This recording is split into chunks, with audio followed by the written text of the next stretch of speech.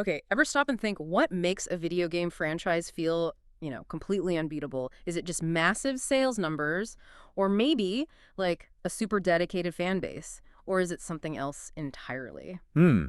That's a great question to kick things off. It Yeah. often feels like a mix of all those things, right? Plus maybe timing and just sheer momentum. Exactly. And that leads us right into our topic today. We're doing a deep dive into this really interesting report. It suggests Activision, the giant behind Call of Duty, sees its biggest franchise as, get this, too big to fail. Wow. Okay. Too big to fail. It's quite a statement in gaming. It is, yeah. And the timing is key here. This is all bubbling up just as its old rival, Battlefield 6, is seriously gearing up for its launch. So our mission today, we're going to unpack what that too big to fail idea really means. We'll look at the details of both these huge upcoming games, Call of Duty and Battlefield, and try to figure out the dynamics between these two titans of the first-person shooter world.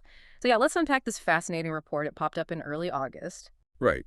And thinking about that phrase, too big to fail, it's more than just confidence, isn't it? It sounds almost like a strategic declaration. It Yeah. suggests Activision has this deep, maybe data-driven belief in their market position. Like Call of Duty isn't just a game anymore, but almost a utility, something players just expect to be there reliably. A utility, huh? That's a really interesting way to put it. So this whole buzz, it came from Insider Gaming, citing anonymous Activision sources. That was August 7th, 2025. And the core message was pretty blunt. Activision apparently has zero concern about Battlefield 6 making a dent in Call of Duty sales. Zero concern. That's bold. Totally. Their belief is just Call of Duty is too big to fail, period. It sounds incredibly audacious, especially in today's market. It does sound audacious, but maybe not entirely out of nowhere. According to these same sources, they're looking at history. Even when Battlefield was arguably at its peak, I think Battlefield 4, Battlefield 1, apparently there wasn't really a noticeable negative hit on the Call of Duty games that launched around the same time. Oh, interesting. So there's historical data they're pointing to. Exactly. It suggests this long-term pattern where, yeah, there's overlap, sure, but both franchises have mostly kept their own loyal followings. Right. So it's not necessarily a winner-takes-all situation in their view. But still, Yeah. what gives a company that level of confidence? Is it just looking backwards at sales charts? Or is there something, I don't know, deeper, something structural that makes Call of Duty feel untouchable to them? Well, from an industry angle, reaching that too big to fail point usually means a few things have happened. First, you've got just enormous global market share, like seriously dwarfing the competition. Okay, sheer size. Makes sense. Yeah. Second, player loyalty that's almost generational. It goes beyond just one game release. Yeah. People might complain about one entry, but they still come back for the next one. It's almost a habit, The habit factor, like clockwork every fall. pretty much. And that's the third point, that established, predictable release cycle. People expect it, plan for it even. So you put all that together, market share, deep loyalty, the yearly cycle, and the brand becomes incredibly resilient. At least that's likely Activision's perspective. Right. Less about winning new converts, more about keeping the massive existing base happy. Exactly. It's about delivering consistently on what millions already know. The big question, though, is whether that's a reflection of actual market reality forever or just a really confident strategic posture. A posture designed to maybe psych out the competition. Could be part of it, projecting that dominance. Okay, let's zoom in on the game they're so confident about then. Call of Duty, Black Ops 7. The sources described its quality as strong. We've had some official news too, right? What have they actually revealed? We have. It was officially announced back in June, got a lot of buzz. We know the setting is 2035, which pushes the timeline forward, always interesting for the lore fans. Okay, near future again. Yep. And the really big hook, especially for longtime players, is the main character. David Mason is back as the protagonist. Oh, wow. Dave Mason from Black Ops 2. The very same.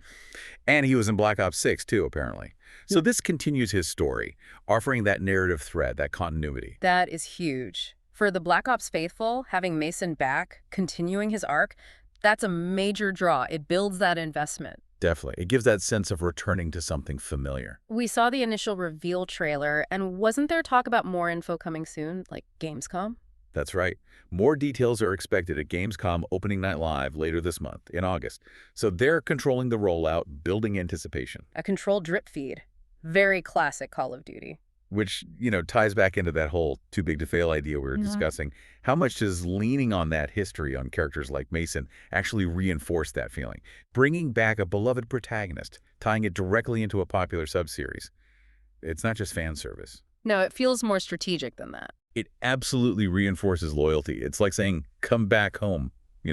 A familiar comfort that makes jumping ship to something new maybe less appealing for some. It anchors the player. Precisely. Yeah. Maintaining that core identity people know, even while you tweak the gameplay you're setting.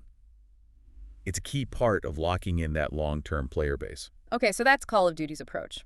Now let's flip over to the challenger, Battlefield 6. While Activision's kind of playing it cool, maybe projecting confidence with a slow reveal, Battlefield's strategy feels, well, almost the opposite. Very open, lots of player involvement. Yeah, quite different. We saw that with the beta schedule they announced. That August 7th report laid it out. They kicked off an early access beta that very day, August 7th. You needed invite codes from streamers, that kind of thing. Right, generate some hype with the influencers first. Then, boom, an open beta just 2 days later, August 9th to 10th. Let everyone jump in. Get broad feedback quickly. And there's even a second beta phase planned, August 14th to 17th. Well, okay. That's a lot of pre-launch playtime. It's definitely a comprehensive testing plan, but it's also, I think, a public engagement strategy. It signals they're listening, they want feedback before it's finalized.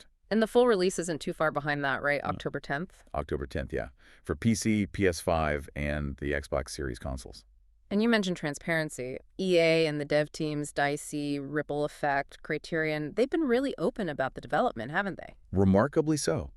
Earlier that same week, around August 7th, they published detailed notes about changes made after playtests in their Battlefield Labs program. Battlefield Labs. So like an ongoing testing ground. Seems like it. And they weren't just talking about minor tweaks. They detailed changes to core gameplay, class balancing, even significant adjustments to maps. Map adjustments. Based on what? Based on how players were actually moving around, trying to improve the flow, reduce downtime between fights, stuff like that. Direct responses to feedback. That is pulling back the curtain quite a bit, showing your homework almost. It is. It's a calculated risk, maybe.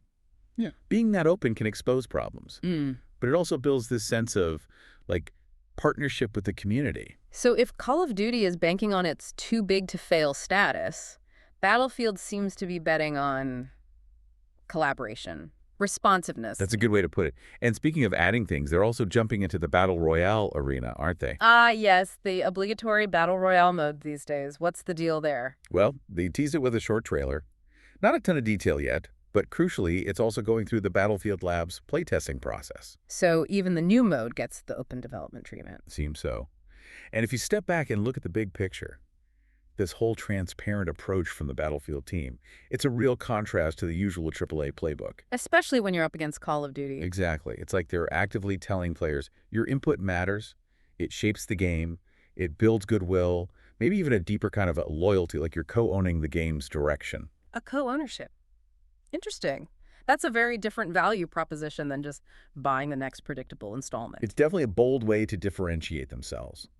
Betting on that community buy-in as a way to challenge the established giant. Okay, so wrapping our heads around all this, what does it actually mean for you, the player, sitting there deciding where to spend your time and money this fall? It's clearly more complicated than just, which game sells more copies on day one, isn't it? Absolutely. We've got these two massive franchises, but with really different philosophies right now. Are they even truly head-to-head competitors in the way we sometimes assume? Or do they scratch slightly different itches for players? We know there's overlap, but... That's the million-dollar question, right? And that too big to fail attitude from Activision, it makes you wonder about innovation within Call of Duty. Does that confidence mean they just keep refining the same successful formula? Or could it maybe lead to a bit of complacency? Less pressure to take big risks. While on the other side. Right, you have Battlefield 6 being super transparent, making changes based on feedback, adding a battle royale. It signals real ambition. They're not just trying to keep up. They seem to be trying to offer a fundamentally different kind of relationship with their players. More iterative, more responsive. Trying to win over that overlapping segment by being the more player-focused option, perhaps? Potentially, yeah. Yeah. It's about offering an experience where you feel like your voice is actually part of the development journey. So it really comes down to what you prioritize as a player, doesn't it? Do you want the known quantity, the strong game, familiar face like David Mason, the reliable Call of Duty experience you generally know what to expect from?